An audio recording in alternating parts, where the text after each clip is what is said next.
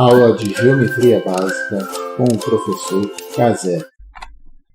Na aula de hoje nós vamos começar falando de ângulos formados por retas que se cruzam e logo em seguida retas paralelas cortadas por uma transversal e os ângulos ali formados.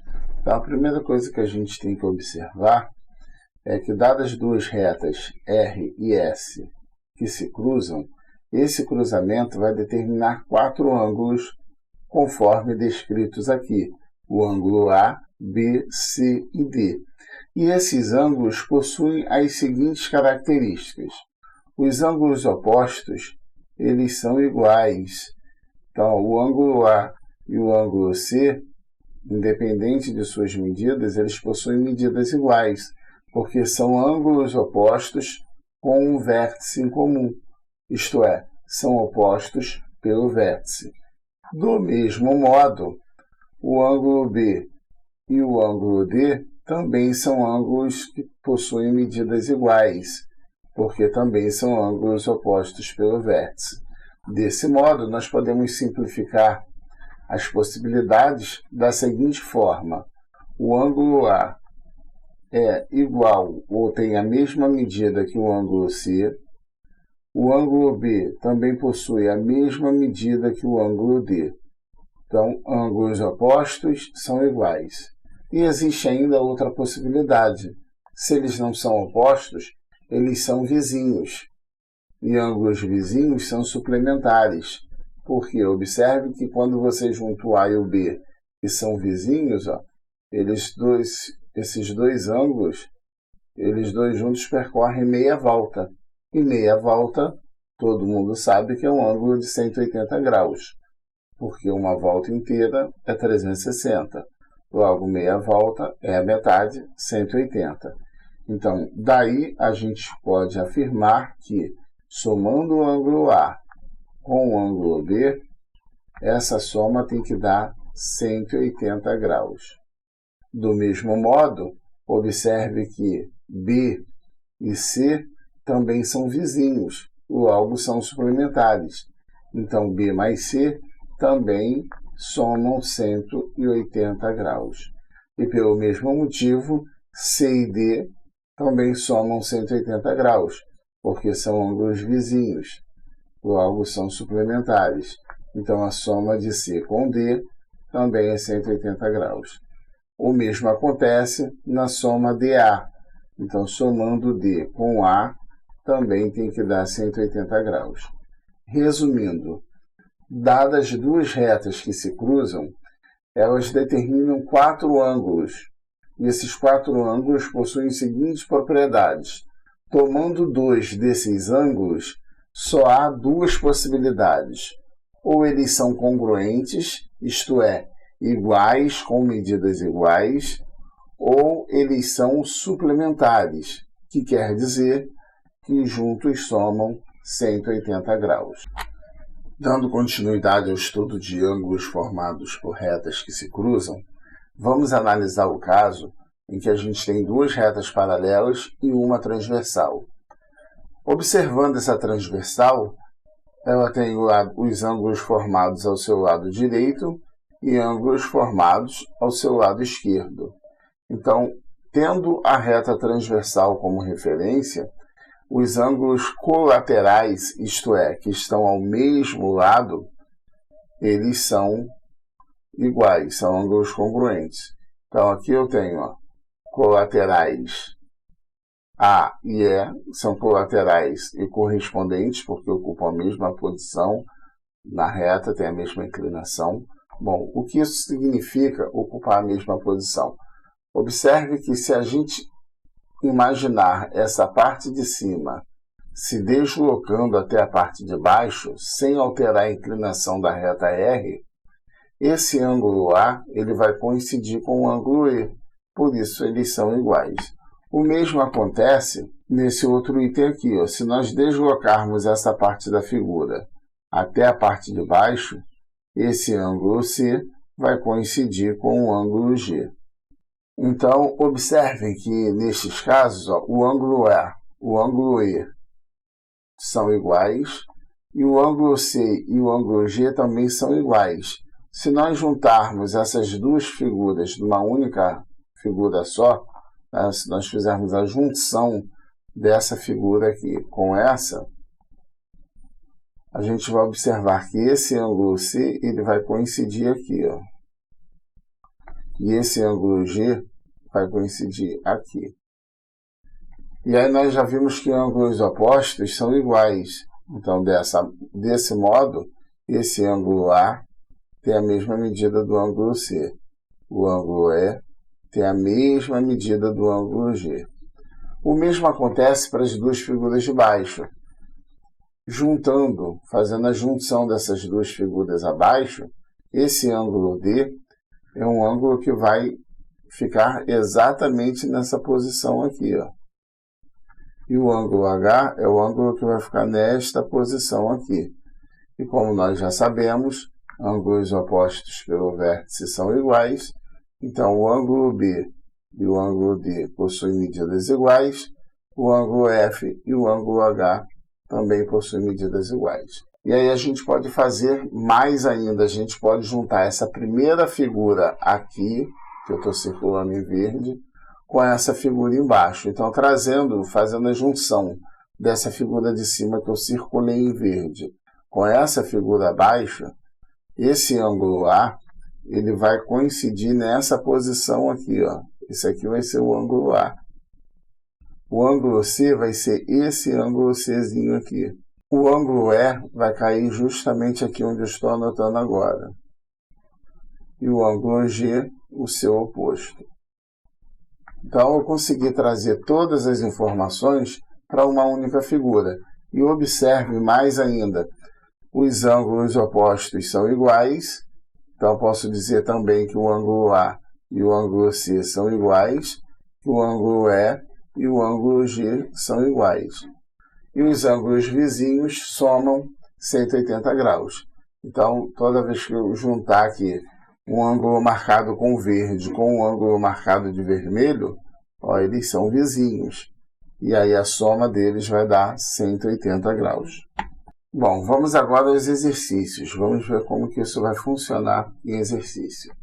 No exercício 1, retirado do livro A Conquista da Matemática, do 9º ano, temos aqui: na figura abaixo, determine o valor de x, sabendo que R é paralelo a S. Então, o enunciado afirma que essas duas retas são paralelas. Desse modo, pede para determinar medida x.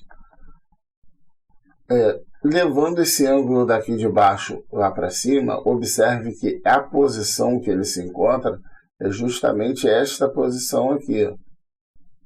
Então, esse ângulo teria medida 2x mais 17 graus. Notem ainda que esses dois ângulos eles são opostos pelo vértice, desse modo eles são iguais. Como eles são iguais, basta nós escrevermos essa igualdade algebricamente. Ó. X sobre 3 mais 42 graus igual a 2x mais 17 graus. Bom, e agora é uma equação do primeiro grau que a gente resolve da forma que a gente já aprendeu nas séries anteriores. Tudo que tem letra a gente deixa de um lado. Então, mudou de lado da igualdade, muda a sua operação. Aqui é mais, vem para cá menos. 17 já está desse lado, continua. 42 vai mudar de lado, ele está somando, vem subtraindo. Então, eu tenho aqui que x sobre 3 menos 2x é igual a 17 menos 42. Que fazendo essa continha vai dar menos 25. E aí, existem dois caminhos para você prosseguir. Ou você faz 1/3 de x menos 2x, junta esses dois aqui. Ou se você tiver dificuldade de trabalhar com fração, você pode fazer também o seguinte, ó.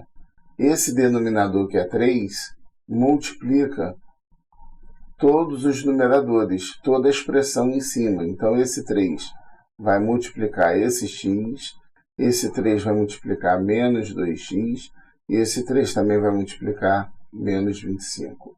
Quando a gente faz isso, a fração vai sumir. 3 vezes x dá 3x, repete o de baixo. 3 vezes menos 2x, menos 6x, repete o de baixo, que não tem nada, continua sem nada. Quando não tem nada, a gente sabe que é o número 1 que está ali embaixo. 3 vezes 25, 75. Como aqui é menos, continua menos. Ah, professor, o senhor disse que o denominador ia sair. Ele não saiu, ele continua aqui.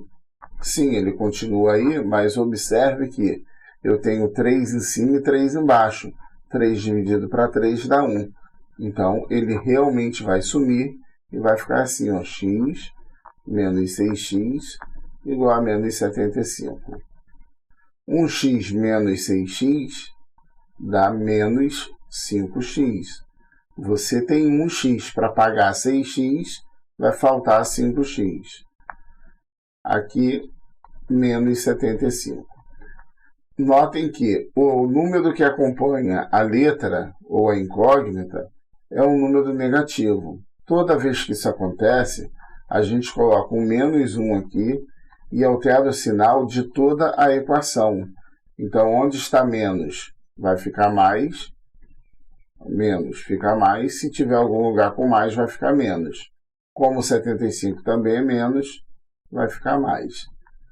Feito isso, podemos pegar esse 5 que está multiplicando x e passar para o outro lado dividindo 75.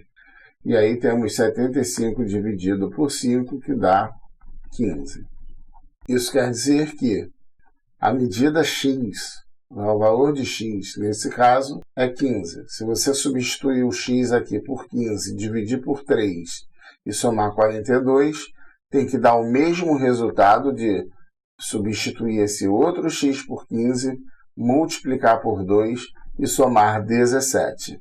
Então, a conta que vai dar aqui é o mesmo resultado da conta que vai dar aqui. E isso pode ficar como exercício para vocês.